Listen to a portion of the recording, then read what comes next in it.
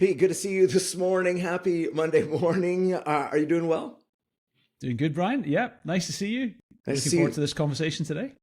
Pete. So you know how you were talking about your egg coffee a little bit ago? Oh yeah. So I've gotten into changing my coffee situation, and I don't know if we've talked about this before, but I've talked about it with my team a lot. I love banana flavor. Have we talked about this? Did I No. talk about my birthday like in August? August 23rd, Oh. if you're looking to send me gifts. I had a banana flavored party where everything like banana flavored cake and banana. No way. Oh yeah, everything. The beverages were banana. So I did this and my I mean banoffee stuff. It was great. It was super fun.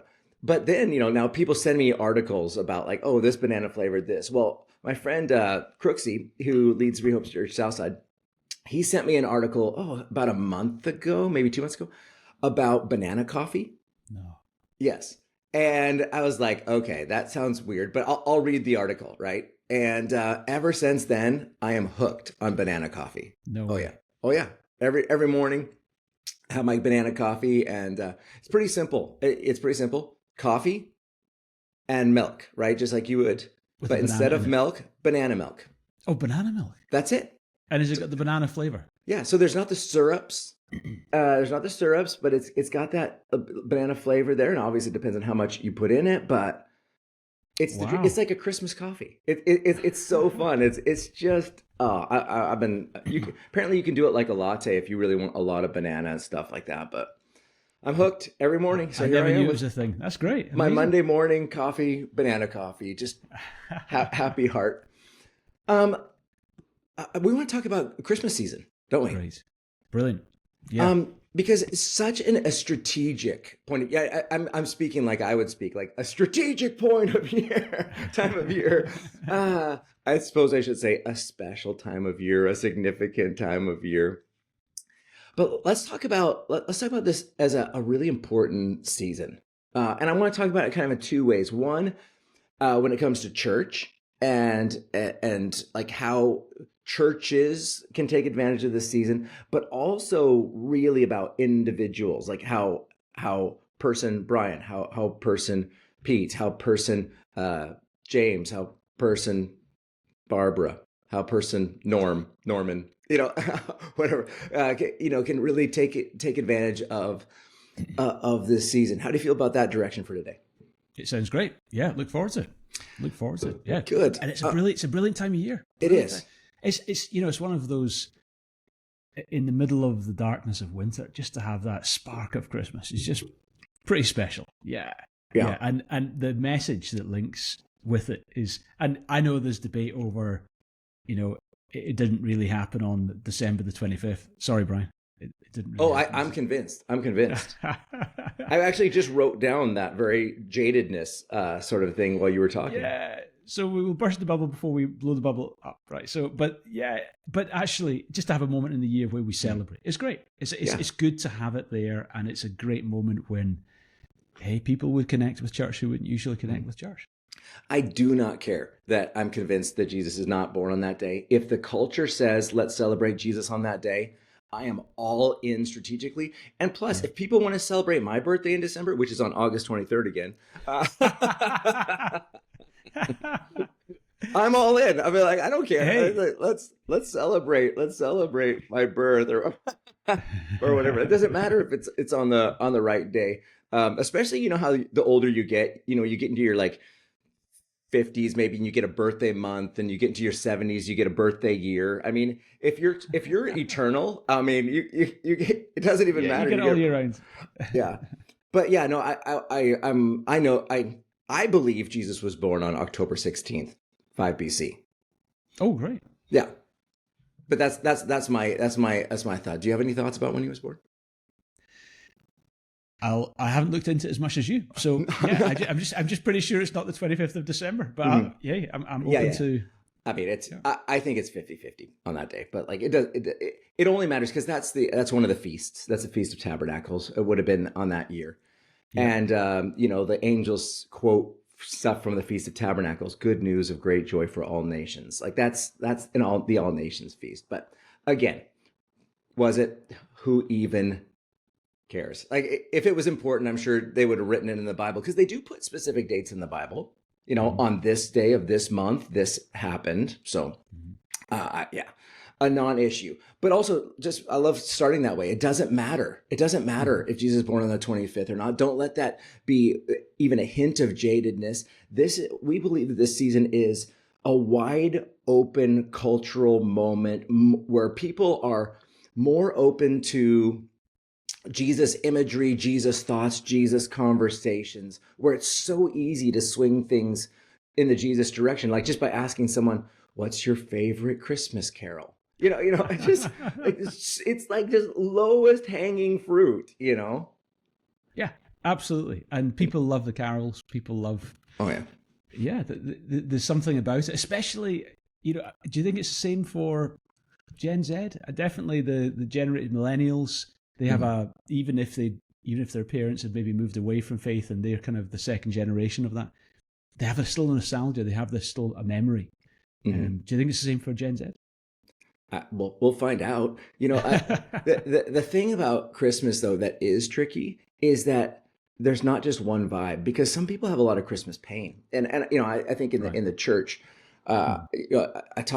I actually pray for a lot of students, and again, if you go to my church or if you don't go to my church, I'm happy to pray for you who are going back home for the holidays for their university breaks into really awful, potentially abusive evil situations, and they're terrified, and Wow.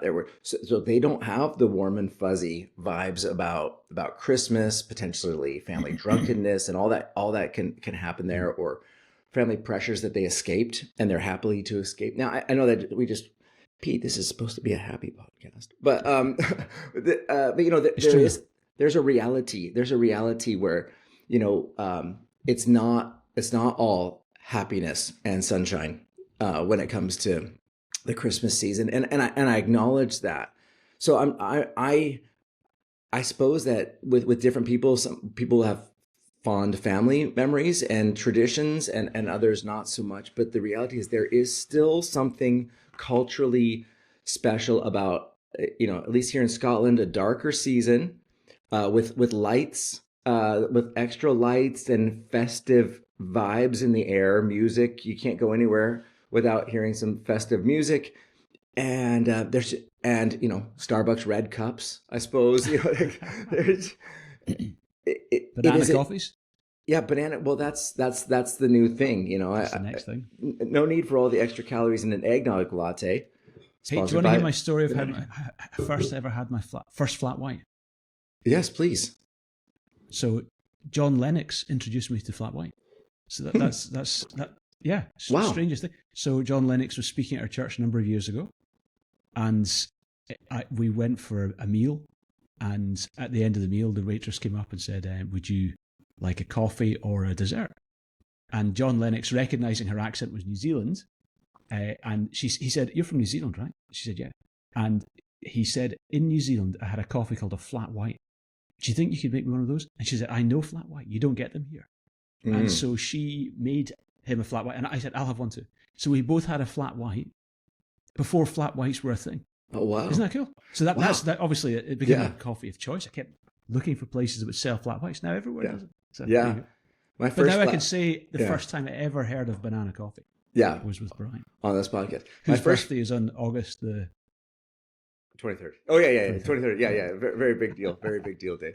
So, Uh, Brian, what do you do at Christmas? What's Well, your I was kind gonna say of like my first flat white I had in France because I went down there and I was like I was on holiday and I needed a latte, but you asked for a latte and they're like ugh, like, okay, well, I'm just looking at the board. Okay, what white? I think that's gonna mean milk. There we go. Like I'll have that. So it turned out all right. Yeah, it's good. yeah, Yeah, you were asking about Christmas yeah? What do you do at Christmas for the church or for myself for the for you guys as a family? What do you do? well, when we don't have family in town, because very different because we live so far away, 8 time zones away from our families.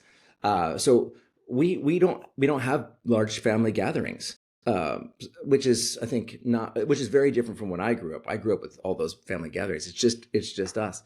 And so we've just had some good cozy, you have the food traditions which haven't lined up with the British food traditions. Mostly because I also celebrate Thanksgiving and it's like a double Christmas food vibe sort of a thing. And but we have our food traditions and we just have a nice cozy special time together. Sometimes we've invited over people who don't also have Christmas people around, kind of having some sympathy that way. But I don't know. Nice, cozy. We've actually switched in the last few years. So we've had an ongoing debate in our home. Do we open presents on Christmas morning, the tradition of Brian Ingraham? Or do we open presents on Christmas Eve, the Danish tradition of my wife's background? So Ah. we had two different cultural backgrounds on that one, and I bet the kids voted earlier. no. It was Christmas morning No. was always it. Oh, and, so self-controlled. Well done. until just a couple of years ago, Emma was studying in Hawaii at the University of Nations.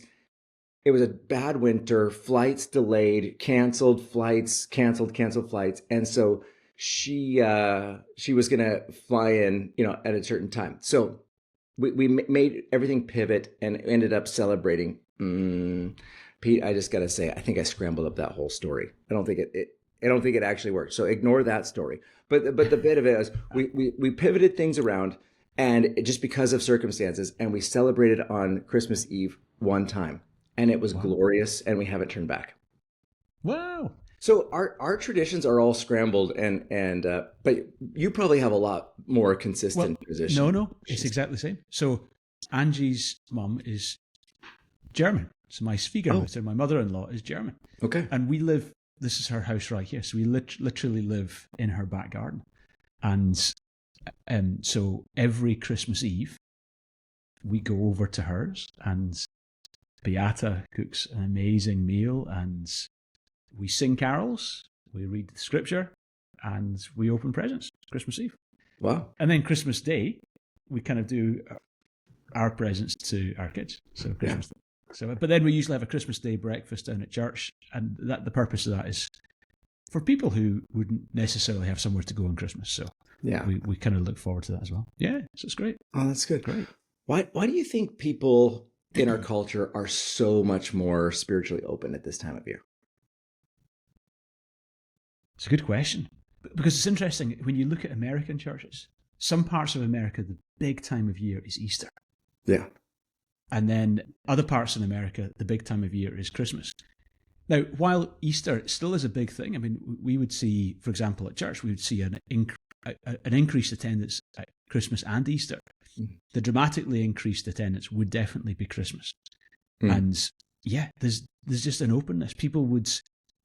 It's people who would not necessarily usually come to church. If you invite them at Christmas, they're probably going to come. So just an encouragement for everyone listening to this podcast. Please make the most of your Christmas church services coming up. Invite people. Be thinking now, be praying now, who could you invite? I think it's such a big deal. Why are people open? Well, you probably have like really intentional church strategy, big picture about this, right? About the Christmas season. So what do you guys, what's your heart? What's your flow? What are you trying to accomplish during the Christmas season as a church to take the most advantage of it? Well, every year we tweak it slightly. We usually have kind of big carols by candlelight services where there's a choir, a band, and they go on tour around all our communities. Do you sing in the choir? No. Oh, Pete. No, I don't.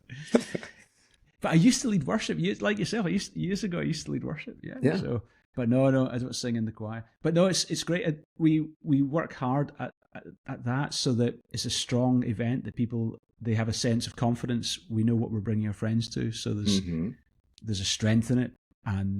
But this year, what we're doing is we've got a cascade in November. Churches all across Edinburgh and the Lothians, we're doing a thing called Everyone Edinburgh. Okay. And the churches are teaming up to distribute a Gospel of John into every house in Edinburgh. Wow. So, yeah, it's really ambitious. Yeah. Now, I'm not sure we'll manage every door this year, but maybe over the next couple of years we'll achieve it. So City on a Hill, we're playing our part in that. We're, churches all over the city, P's and G's, Kings, different churches. We're all doing this. Holy Trinity West Hales are just saying, let's do this. Let's hand out these Gospel Johns. And into the Gospel Johns, every church is putting their invitation to Christmas. Mm-hmm. So first of all, in November, we're mobilizing our people to that. And then in that's December, awesome. It's cool, isn't it? Yeah. Aberdeen's done the same. Ian Duffy in Aberdeen has kind of got that going with the pastors up there. And they've distributed Gospels in every house in Aberdeen. So again, bear in mind that these days, the interest and the intrigue in Scripture has just gone up. Last year, Bible sales were up. What was it, 87% Bible sales increase? Yeah. So in 2024. So you just think, wow, there's an interest. So it's just wonderful to be able to sow that seed. And then in December, for City on a Hill, we've every week's an outreach. Every week. So week 1, we're outreaching in all 7 communities. And what does that mean? What does that look like? Our community pastors will be preaching the gospel. Mm-hmm. They'll be thinking through testimonies in the services. We'll have carols. People will be inviting people. So, for example, in Musselburgh, people will be inviting people to Musselburgh. And in Leith, people will be inviting people from Leith to Leith, Pennycook, Granton, various places. And then on the middle week in December, we're all pulling everyone together. We're having a big double gathering in our bigger venue, where it will be a much bigger event. And then in the last week before Christmas, we'll be having family services in all communities. And this is where, again, a lot of people, they wouldn't necessarily come to a carol service, but because they've got young kids. So they bring the kids along. It's a much more engaging service. Tons of kind of demonstrations and fun and party games and quizzes. We kind of make it very interactive. But there's a preacher in there, the message is there, but it's done in a way that's completely all age friendly. So, and then Christmas Day will be a Christmas Day breakfast. And then Christmas, New Year's Eve. You do Christmas Day breakfast as a church at the churches? Yeah. Okay. Yeah. So that's for people who wouldn't have anywhere else to go at Christmas. Yeah. And then the big one, actually, it's a huge thing, is crossover service, 31st. Okay. December 31st. Yeah. And do you know, it's interesting, one of our, Adedoyin, who's from Nigeria, she's our church online pastor. She was saying, Pete, in Nigeria, the crossover service is as big, if not bigger, than Christmas itself. Mm. And so for many Nigerians, but also for many African nations, and I'm sure it's other parts of the world as well. Yeah, it's the same in Ghana, yeah. Yeah. So the crossover service is a big deal. Yeah. So we just jump into that, and we have a wonderful time. So we worship our way into the new year, and we're absolutely packed for that. It's brilliant. So that's how we do it. So your evangelism, you're reaching people for Jesus strategy is basically, you've got the Sundays that are very, very evangelism focused throughout the month, times of gathering for special events like Christmas carols, and that's kind of the flow there for. Yeah, but I guess, the other thing is we're also looking at the build up, which is the Everyone Edinburgh, then the follow up. So in January, everyone who comes at Christmas is going to get an invitation for January, and we're doing a Proverbs series, something like Wise Up or something like that. Wise guys. For life. Wise guys. Become wise men. Wise men, yes. Become wise men. So everyone who comes in December will get the invitation to January. Okay. And then at the end of January, we've got J. John coming. So he's doing an evangelism. We've got a big outreach at City on a Hill with J. John. Mm-hmm. And then we launch Alpha courses across all our communities in February. And then we're doing a kind of big build up to Easter series. So we've kind of got a 5-month outreach zone that we're in just now. Yeah. So Christmas. Amazing. What about you guys? What happens at Rehob? I would say our overarching strategy through the whole season is to point people towards Alpha in January. So great. All of our locations launch Alpha, I think the second Tuesday in January, or Monday or Tuesday, just depending on which it is. And so,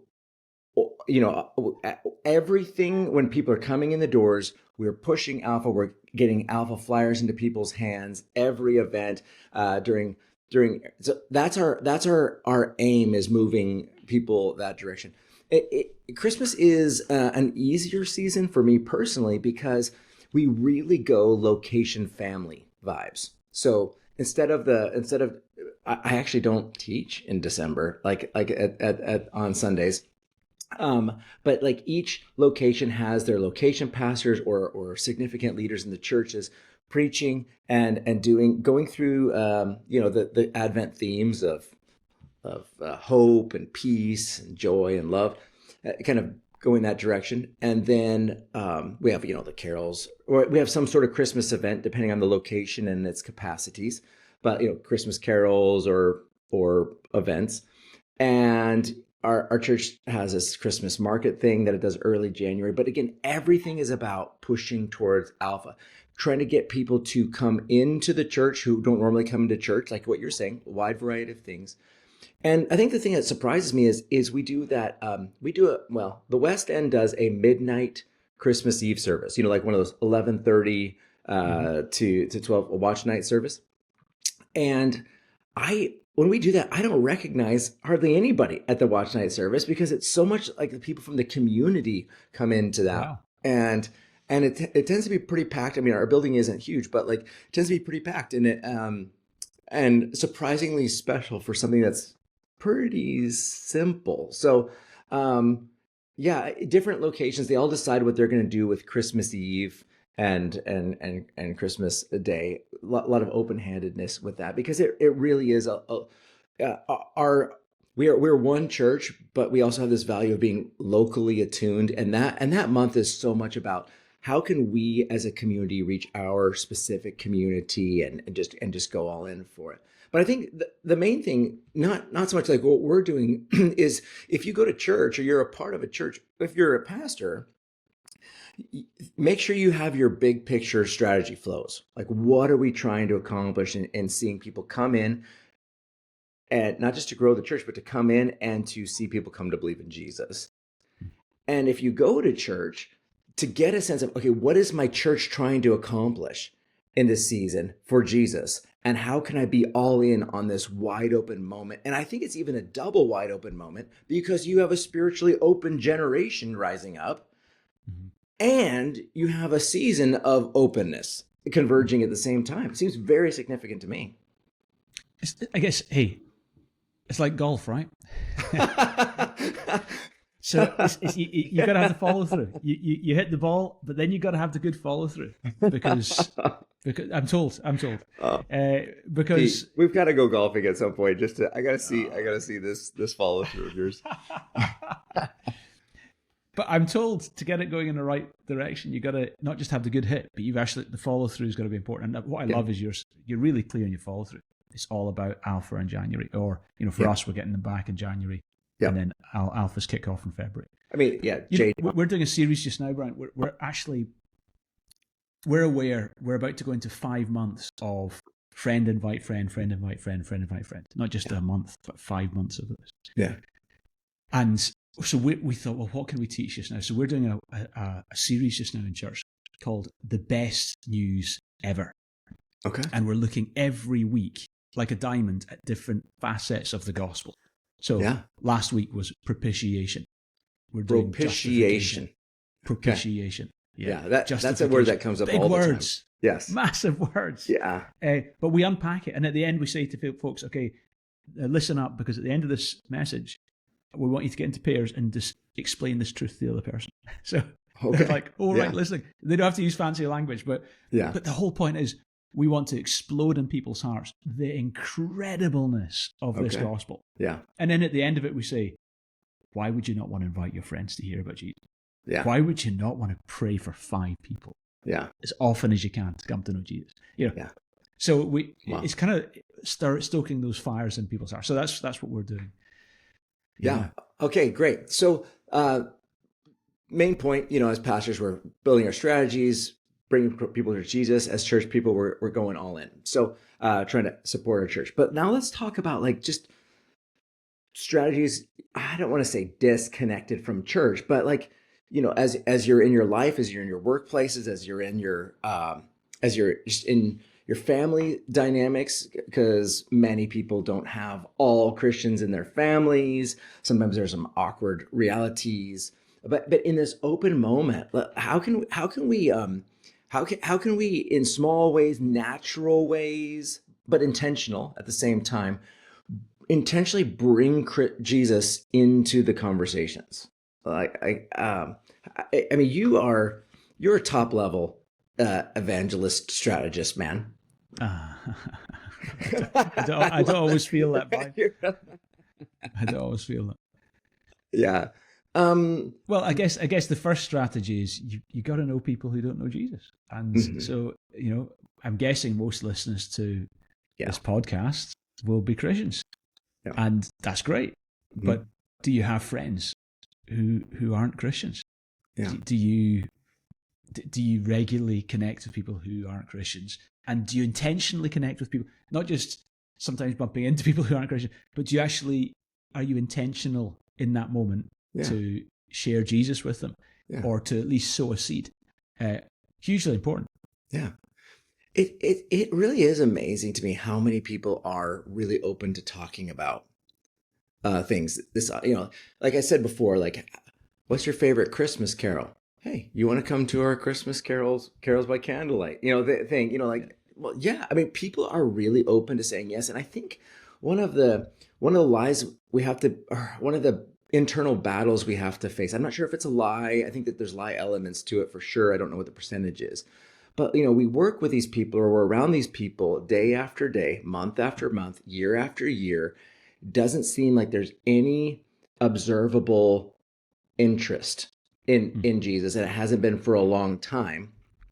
And so we can just feel very much like that lost, hopeless, or like it's not. Why would I even? There's probably no thoughts there. But when it comes to Christmas, there probably is thoughts there, and there probably is some interest there. And I always want to just encourage people not to just let how things are and have been keep you from trying to have a simple conversation about easy entry points. Carols, have you thought about what it's saying? What do you think about this whole Jesus versus Santa Claus thing? Yeah. Let Do me give you you? a couple of Yeah, stories. yeah, please do. So, I mean, years ago, I worked in the architects firm. So, between 1998 and 2003, I was 5 years in a firm in Edinburgh. Yeah. And, every so often you wouldn't do it every day, have a gospel conversation with someone, because you'd be the employee, the colleague that everyone would avoid. Uh-huh. But, every so often you have God conversations. And I saw miracles and different things happen in the office. Mm-hmm. It was, quite incredible. But I remember I had a real good conversation with one of the girls who worked in administration in the office. There was maybe 30 people in the office in Mm-hmm. the firm, and we had a good conversation about Jesus. And it kind of didn't go anywhere. She didn't follow up on it. She didn't seem super interested. But hey, there was a seed sown. Yeah. Years later, this is, I don't know, maybe 4 years ago. So I left the architect's office in 2003, and Yeah. about maybe 5 years ago, out of the blue, I got a phone call from this girl, Nikki. And I hadn't talked to Nikki for, since I was working in the firm. And she said, Peter, I hope you don't mind me phoning you. I got your number from one of our other colleagues back in the day. And, I know you talked to me about Jesus back then, and I wasn't really that interested, but I'm just going through some things just now. And I've come to realize I need God in my life. Mm-hmm. And so over the phone, I got to pray with her and then organize for one of our female pastors to go and visit her. And long story short, she got baptized. Yeah. She's following Jesus. She's part of a brilliant Church of Scotland on the south side of Edinburgh, and loving Jesus. But it was like a seed sown, Yeah. that sat dormant for years until that opportune moment. And here's another quick story, kind of on the same ilk. I got a text message a couple of weeks ago from Dave Richards from P's and G's. Hey, shout out Dave. Hey Dave, hey P's and G's. And Dave said, hey Pete, do you know, and he mentioned this guy's name, and he said he works for this company. And I said, oh yeah. And he said, you gave him a gospel. Like, I actually gave him the New Testament. I gave him the whole New Testament. Wow. When he was fitting something in my kitchen. We got into this huge God conversation in my kitchen. I gave him a New Testament. I prayed with him. I remember he was pretty moved at the time. Wow. Anyway, that was maybe a couple of years ago. So Dave said, do you know this guy? I said, yeah, I do. I said, well, he's talking to one of our church members. He's right on the edge of making a decision to follow Jesus. He's been reading the New Testament you gave him. Wow. Isn't that amazing? That is amazing. You just like, you sow these seeds. And for me, Brian, I keep at my front door, if you look at my front door, above the radiator, right at the door, there's a bundle of Gospels or try praying booklets, like, or something. And when it comes to Christmas, I will have there some carols by candlelight invitations. And I just have them there for the Amazon delivery guy, for the person who comes to fix my boiler guy. For Wait. So when the Amazon delivery guy comes, you give him a Bible or a tract or a. Quite often, yeah. So Wow. so I would say, hey, nice. Oh, where are you from? I'd get into a wee conversation. Thanks for that today. And oh, by the way, can I give you one of these? And usually I'll start it with, you might have seen this in the buses. This is my friend Dave Hill's campaign, Try Praying. And it's a brilliant, this is a little booklet, and it's encouraging people to try praying. So there you go. And you give it to them. Wow. I mean, we get a lot of Amazon around here. So Yeah. There you go. every day. Yeah, it's like all of a sudden our boxes get delivered further and further from our door. No, I love it. Oh, no, I love that. That's good. I think one of the questions that people might be feeling or wanting, pondering is like, okay, I love this. Hopefully people are out buying New Testaments right now, or even full Bibles, and they're getting ready, stacking up their door and their Christmas flyers. I love that idea of having Christmas flyers by the door just to hand to people as they do their deliveries. That's awesome. Yeah. But in a lot of environments and work environments, like, how do we keep Jesus at the center of Christmas without feeling preachy, without coming across preachy or awkward around friends and people especially who don't believe? Like, how do we keep him at the center in those sort of environments where you're like, wow, these people don't really care about Jesus, that gentle witness? I mean, here's what I teach, and it's three things. And this is what to be honest, I didn't come up with it. It was J. John who came up with this. And I remember years ago, sponsored by J. John. We've had J. John come over. J. John sponsoring this podcast. He used these three simple points, maybe, I don't know, 15 years ago when I heard him teach on evangelism. And I thought they just resonated. And because it resonated because I could relate to it. And it was three words: pray, care, share. Pray, care, share. And pray is just every day we call it our City on a Hill, we call it our top five. So we say to our church, who are your top five? And we encourage them to pray for their top five. And it's interesting, when I was in California, completely disconnected from not anything we were doing, but they had the same idea. They called it their top 10. In fact, in one of their pre-service prayer meetings, this is so much in their vocabulary that the guy who was leading the prayer meeting, a guy called Dave, he said, hey, has anyone seen one of their top 10 come to faith in the last 12 months? And a few hands went, maybe 40 people in the room, a few hands went up. And he said, I've seen 2 of my top 10 come to faith in the last. I said, okay, let's take a moment to pray for our top 10s. So for them, when he says the top 10, everyone in the church knows, oh, that's 10 people we're praying for who don't yet know Jesus. And that's just year on year, that's part of their. So we at City on Hill, we call it our top 5. So it sounds like, but you are allowed to pray for more. Yeah. But we just keep it simple, 5. And we're praying earnestly, they'll come to faith. So that's the first thing you can do. Pray for your work colleagues. Do you ache in your soul for these precious people who currently don't know God? And you long for them to come to know God. So pray. And then the second word is care. So pray, care, share. Second word is care. Just demonstrate God's love in every opportunity you get. And sometimes it's the simple things, Brian. I'll tell you a story. I can't remember. Stop me if I've told you this story. No, I'm not going to stop you. No, you have to stop me if I've told you this. So I was outside. Outside. Yeah, I remember that one. Yeah, you remember this one? When we started the church, we lived at Haymarket, and we had a parking space outside. And I was washing my car one Saturday afternoon. Have I told you the story? I keep going. I don't think so. Okay. I'm washing the car, and around the corner came this Indian couple, and they were heavily laden with suitcases and rucksacks, and you could see they were struggling. So I just put my sponge in the bucket, and I went over and said, oh, can I help you with your luggage?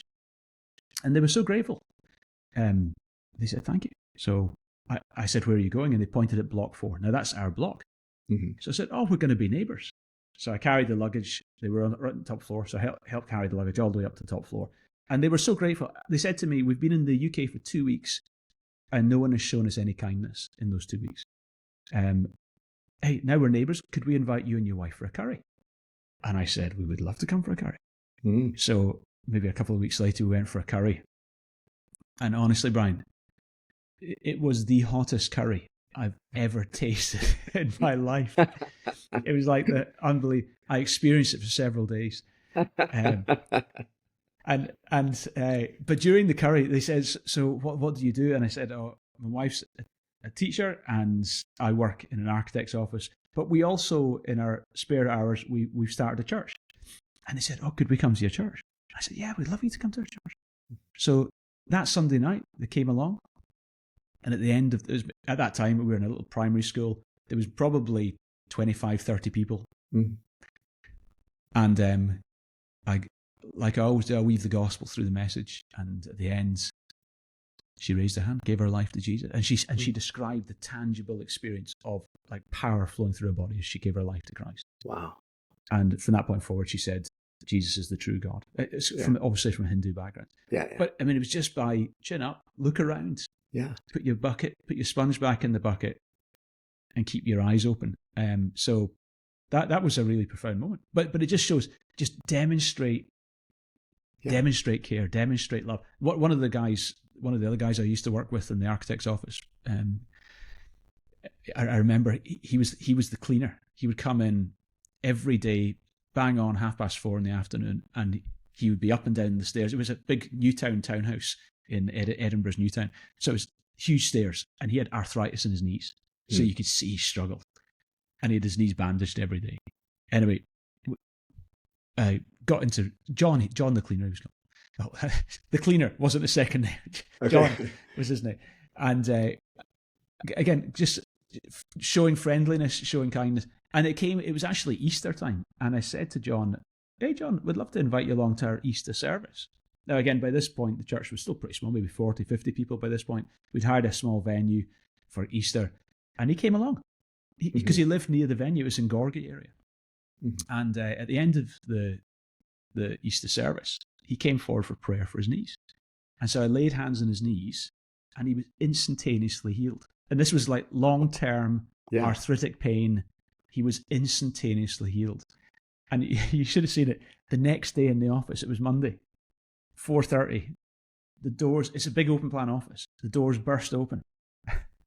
And he was absolutely exuberant. He said, I went to his church yesterday and God healed my knees. Look. And he starts doing squats in front of everyone.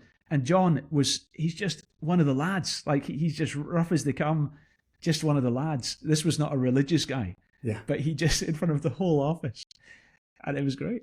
Wow. Because I could just point, look, what do you think of that? And we got so many gospel conversations in the back of it. But it's just showing care for people. Yeah. So you pray, you care, and then third one is share. Every opportunity you get, share. Yeah. And even if you don't get to tell them the whole thing, don't. And here's what I always caution people: if you feel any resistance with someone, pull back. Mm-hmm. Don't go beyond their will. Yeah. If you go, otherwise they will use the words like they force it down my throat. Don't do that. Just go as far as Jesus always went, as far as people were willing to go with him. Mm-hmm. And so sometimes it's just a seed. Why don't you try praying? It's just a seed like, God really loves you. I'd love to give you this New Testament. Sometimes it's just a seed. You know what God did in my life? Wow. He changed me when I was 15, and he could do the same for you. Sometimes it's a seed. Do you know this message of Easter where Jesus died and rose again? I really think it has profound impact for your life. But sometimes they'll allow you to go the whole way and explain the whole gospel. And, wow. So pray, care, share. I find that a pretty long-term sustainable strategy for in your office, in your workplace, with your family, in your neighborhood. Great. Love that. I think the other layer I would just put in there is I have this philosophy that so much of our ministry and our impact flows out of here, our hearts. And when I think about the Christmas themes, hope, peace, joy, love. And I'm like, if you are cultivating those four things in your heart, and they're overflowing out of your heart. Like you're living with a sense of hope, and like you're living with real peace, no matter the circumstances. You're living with joy, and you're loving. You're full of love for the people in your life.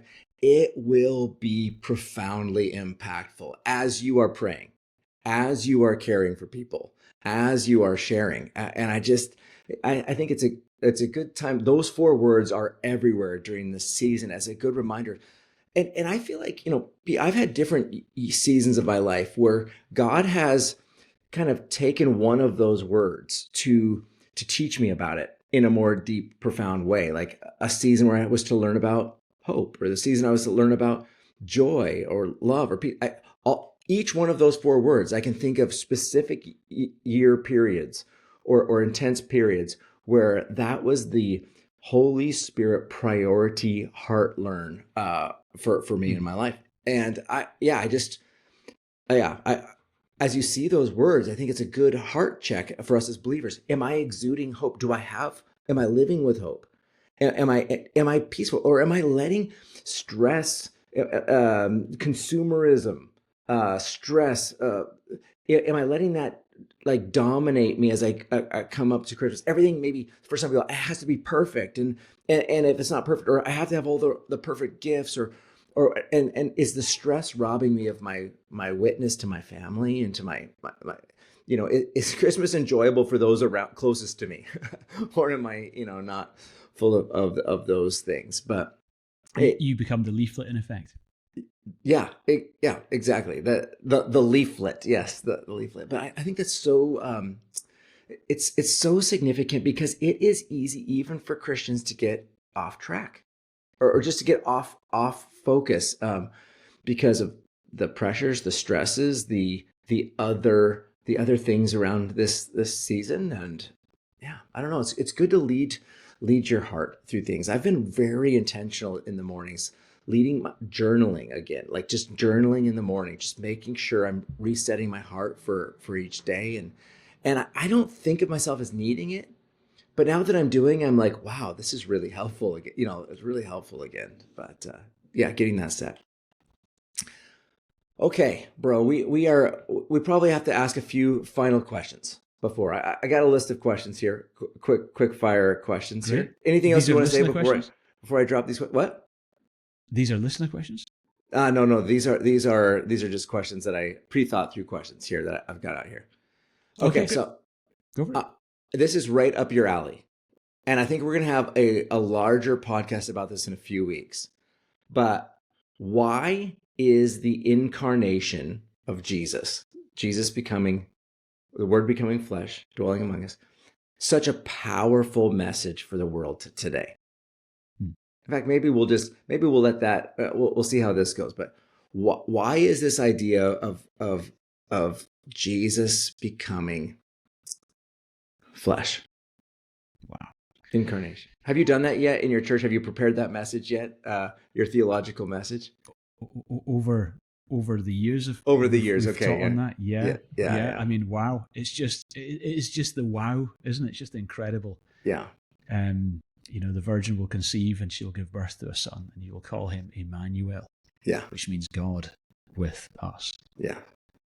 And the Word became flesh and dwelt among us, and we have seen his glory. Just incredible. God became man. Now, he was always God, but 2,000 years ago he became man. And he will now forever be fully God and fully man. And that's mind-blowing. And to think that after the resurrection, Jesus ascended, and he physically ascended, not as a ghost, but he physically ascended. So however that works in that realm, I don't know. But Jesus physically is on the throne of the universe, Jesus Christ. And there's a man on the throne of the universe. That's just a mind-blowing thought. That he that made man was made man. That's an incredible thought. And the essentialness of it is, I think it shows that God can empathize with us. I mean, wow, God gets me. He knew what it was to be a man. He knew what it was to be a person, feeling temptation, feeling tired, feeling the pressures of life. But then he needed to be a man Mhm. in order to be our substitute. It needs to be one of us in order to die for all of us.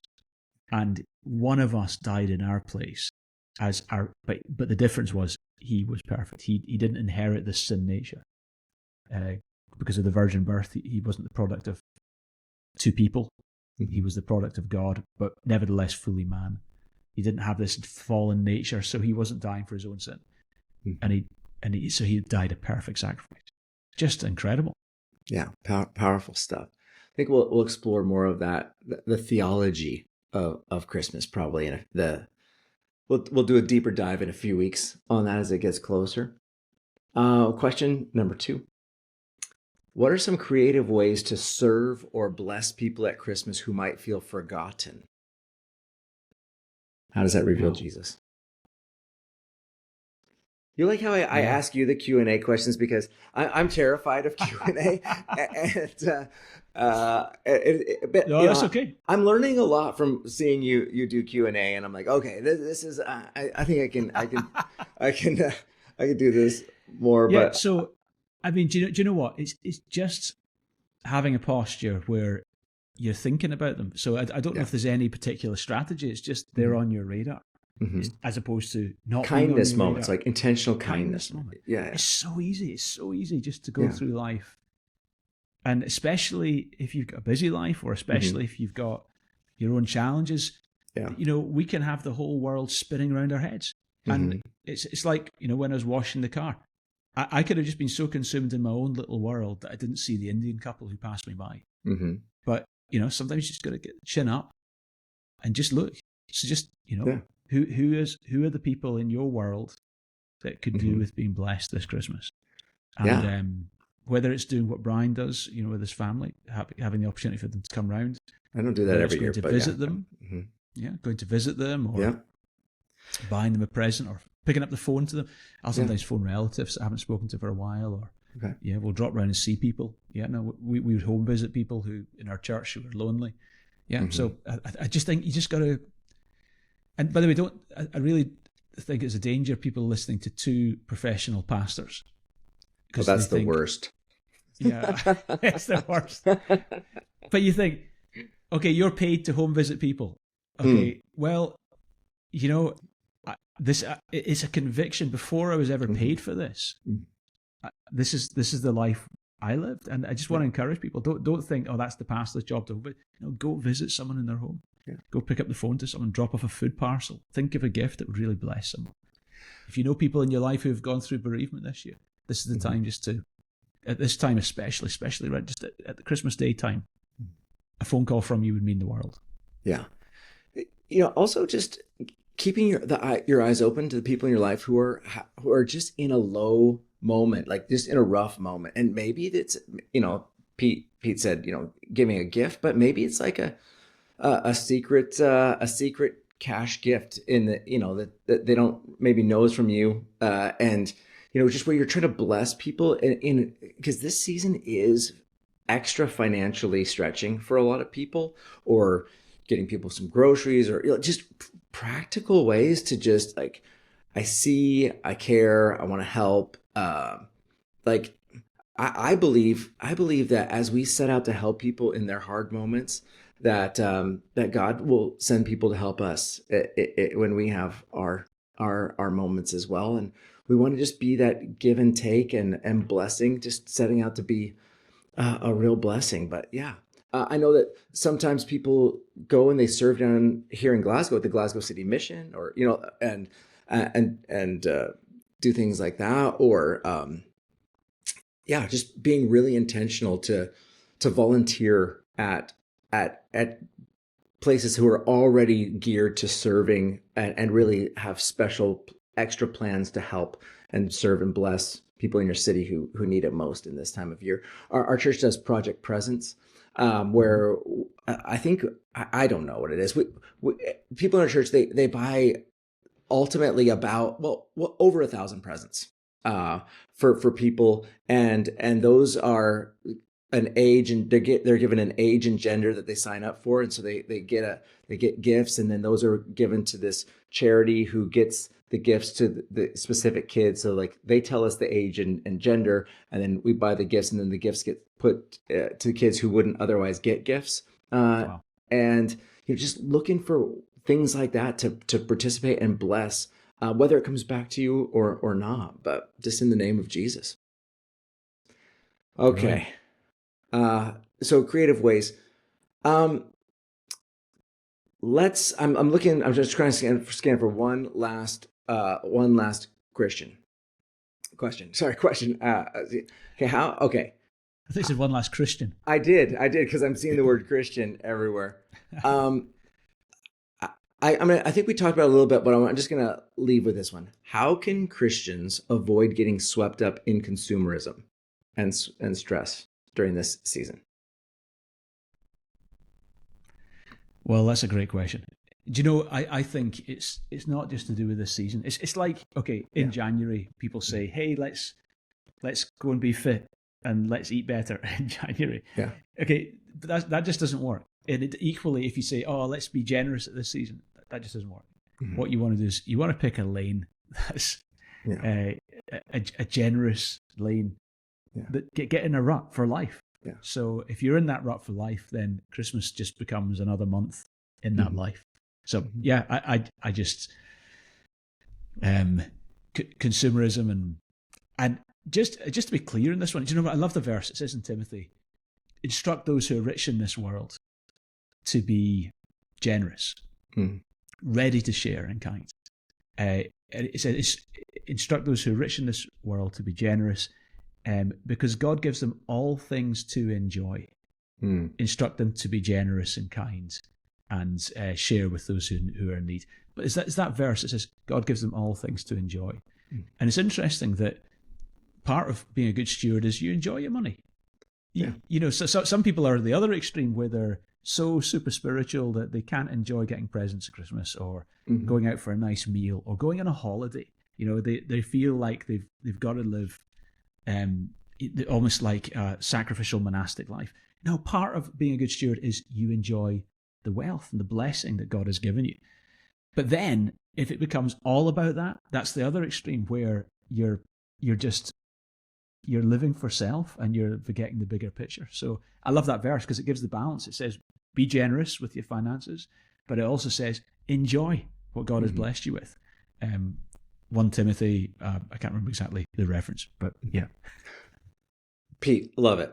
If people have questions that they want us to answer, Brian and Pete podcast at gmail.com.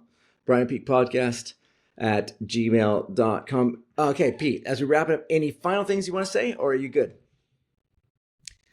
Well, I want everyone to have a very happy Christmas and a very blessed time celebrating the greatest news ever, that God's entered into human existence. It's brilliant news. And Christians, believers, take the opportunity to invite folks to your carol services wherever you are. Whether you've got kind of a great show put on by your church or whether it's just a simple carol service with an organ and it's traditional, hey, people will love it. Get them along. Invite them. Yeah, amazing. And I believe it's you're stepping with God as you're trying to reach people for Jesus. It is to Father's glory that we bear much fruit and fruit that will last. And so you're not just doing this on your own. And I really believe that as you step out, that God will be helping you. Maybe not everything is going to be a yes, but lean in, go for it. This is such a doubly special time with an open generation and with an open season here for talking about Jesus.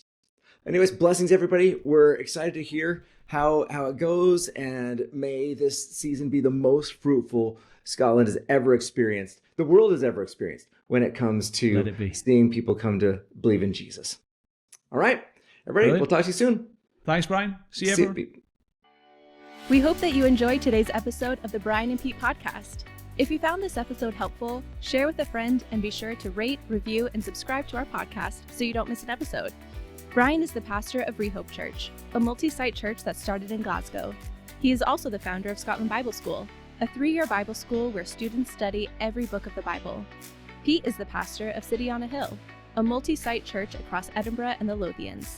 He also leads Go Global, a family of hundreds of churches spanning 17 countries. If you'd like to submit a question to Brian and Pete, please email brianandpetepodcast@gmail.com. We look forward to having you join us for next week's episode.